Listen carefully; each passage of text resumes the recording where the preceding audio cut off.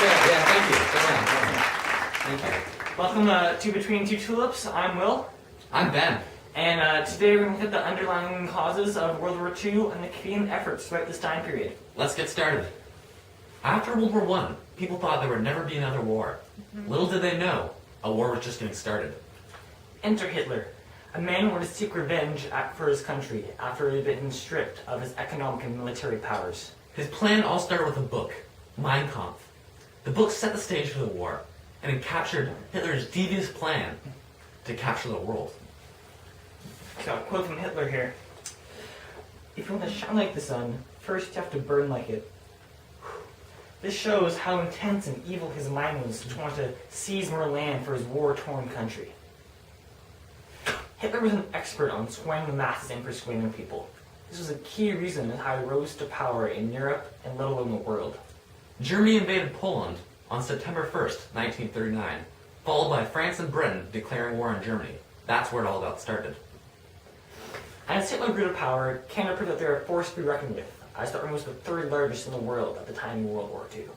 Canada played a vital role in the war, even its citizens. They bought victory bonds, took part in blood drives, collected cans, bones, and bottles for recycling in war factories, and made clothing for soldiers. These simple tasks can make a huge difference for the fellow Canadian soldiers.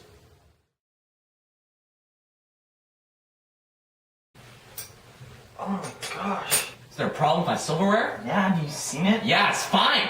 No. You can't even see it. You have glasses. Yeah, Brown, you have glasses. Gentlemen, breathe. Cascade Kitchen Counselor here. And your silverware, it's not the silverware, it's the detergent. But Cascade's gel formula, the platinum patented formula, will clean this up over the course of time. That is a very nice development. It is. High five! High five, all right. Good job.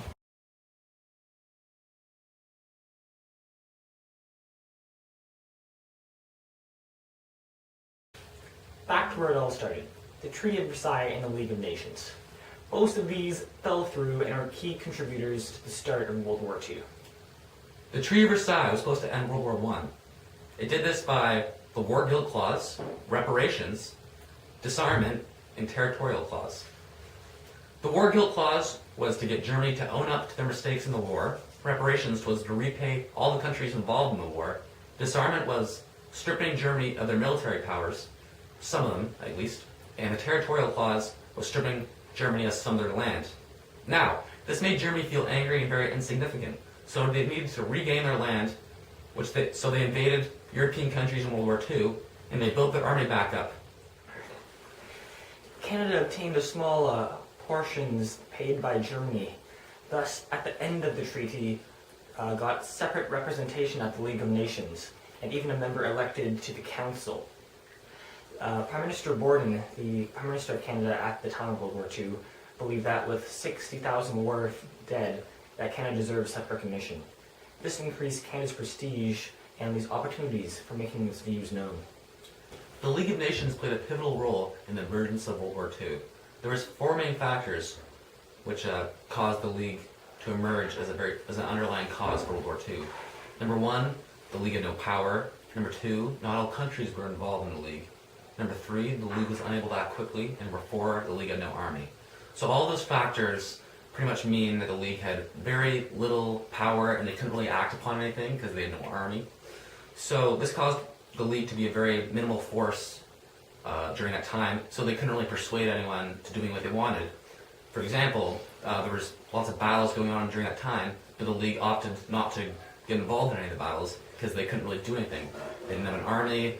Not all countries involved, they just had no power behind them, which led to World War II because there was no resistance.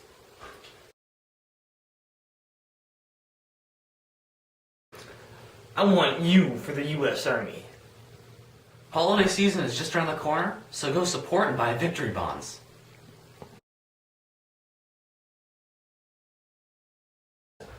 So you may notice that our lamp is being turned on, and that is because it's getting dark, and we want to give the viewers, you guys, the best viewing quality, so we turn on this lamp. So you're welcome. So you're welcome, pretty much. That's what we gotta say here. Canada was a lifetime member of the League of Nations. A Canadian, Sir Herbert Ames, was the financial director from 1919 until 1926, which is a highly regarded position in the Secretariat.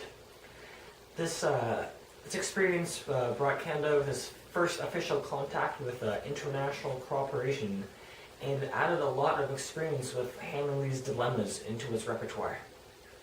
There was many short-term causes to World War II. Hitler's aggression, fascism, isolationism, appeasement, and non-intervention. Hitler's aggression and fascism go hand in hand.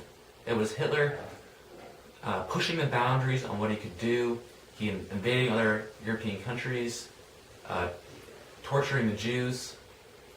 Then appeasement was Neville Chamberlain giving in to Hitler's demands. It's fulfilling someone's demands without you getting the benefit of the doubt. Which really, and Hitler did not care about what Neville wanted, so he, for lack of a better term, screwed him over. And then non-intervention, Canada and the U.S. displayed this. It is not in the Spanish Civil War. It is staying away from alliances, but still remaining diplomatic. Finally, isolationism was Canada and the U.S. Not getting involved in world affairs, which led to other countries fighting because Canada and the U.S. were the powerhouses in the time, so there was no resistance because they didn't get involved with world affairs. They had no say in what was going on. Right. After all those short-term and long-term causes, it finally reached its pinnacle with Germany invading Poland, which later led to France and Britain declaring war on Germany. The D-Day attacks were a pivotal point in Canada in World War II. The troops came out fighting, and Germany and Hitler were ready with their Atlantic Wall. And after hours and hours of fighting, the Canadian boys actually pulled through on Juno Beach. And this was a very significant mark that showed Canada wasn't nothing to push around. They were a real country, up and coming, and it was a great moment in our history. So Will and I are just about done here. We'd like to thank sun, water, and photosynthesis for keeping our tulips fresh and healthy. Will, do you have anything to say? Yeah, to all the viewers out there, it's been a pleasure having you. Mm-hmm. So thank you, audience. And yeah, stay golden out there, Canada. Yep. You're here to hear first. Will and Ben.